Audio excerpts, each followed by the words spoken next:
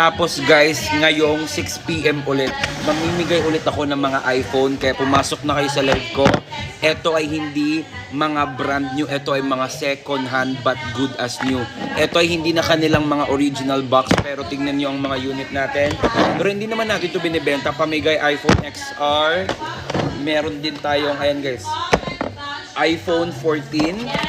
iPhone 14. Meron din tayong iPhone 7 Plus. Ayan, iPhone 7 Plus. Pamigay natin yan. Tingnan nyo. Ito po ay mga original but good as new. Original. Pamigay natin to, kaya pasok na kayo guys. Marami na tayong nabigyan kaninang umaga. Kanina pa ako nagla-live alas 12. Ano ba to? Kanina pa ako nagla-live alas 12 pa. So ang dami na natin nabigyan. Kaya ikaw, kung gusto mo magkaroon nito, pumasok ka na sa live. Nabubulol ako. Pumasok ka na sa live ko. Ayun guys, oh. 7 Plus. Ay, ang ganda. Perfect. Ayun guys, oh.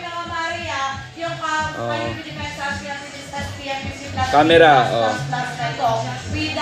Diba? Bongga. Kaya pasok na sa live. 6 PM ha. Ulit. Mamimigay ako ulit. Nagpahinga lang ako ng saglit. Ayan.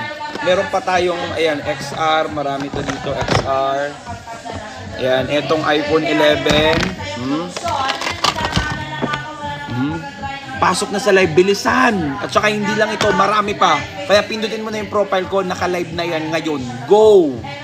Tagal-tagal mo. Boom!